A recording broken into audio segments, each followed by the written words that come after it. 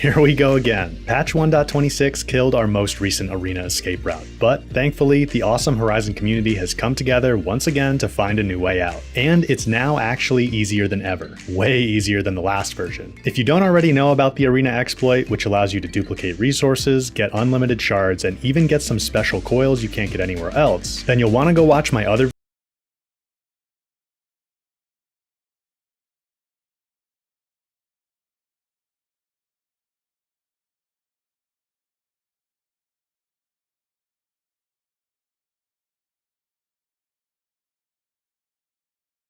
what we're calling a shield wing jump or glider jump. By simply pressing X and square at the exact same time, Aloy will jump into the air and deploy the shield wing as you would expect. However, on recent patches, doing this also boosts her a little higher into the air and allows her to glide much longer. Just remember, you need to press X and square at the exact same time. It's not clear exactly when this became possible, but it probably started with the Burning Shores update. If you're having trouble getting this to work, it can help to toggle the shield wing deploy setting to toggle instead of hold, so you can just tap X and square at the same time instead of holding them. There's also another variation of this we're calling a super glide or super glider. Hit R1 to do a light spear attack and then immediately hit X and square at the exact same time just like before, and you'll get boosted super high into the air. This won't work everywhere and never seems to work in the open, but it appears to work when you're near vertical structures. Doing this one isn't strictly necessary for the escape route, but it's really fun and it does give us a bit of a shortcut I'll show you in a minute. Okay, so to do the new route, load up Cage Match. On the platform, turn left, walk up to these wooden spikes, and then jump and flick your left stick forward to get Aloy standing on them. Then rotate your camera around so you can see these long pointy overhangs. This is where we're going to use the glider jump. We're aiming for the tip of this overhang. It doesn't need to be really precise, but I find it helps to shoot for this little spike sticking out here. In one motion, push forward with your left stick and hit X and square to glider jump over here. I also find it helps to fly straight for the tip, and then right before you hit it, push your left stick to the right as if you're trying to make Aloy turn to the right and collide with the overhang more directly. Don't overthink it though, just keep giving it a try, aiming for slightly different parts of the tip, and you'll get it. It will probably take a number of attempts your first time though, which means you'll need to abandon and restart the challenge. And that reminds me to remind you to make a manual save before you start any of this. If you run out of shards restarting the challenge, you can just load up your manual save to get them all back. Once you're on the platform, there's not much room to move around up here, so it's best to just turn towards the other platform and jump directly over to it. Run up to the top of this one and then do another glider jump to get up onto the next ledge. You can get up in a few different spots, but I find it's easiest to aim for the logs poking out over here. Once you're up here, you want to get Aloy on top of this post and run forward into the invisible wall. There's a very small gap just to the left of this post we're going to slip through.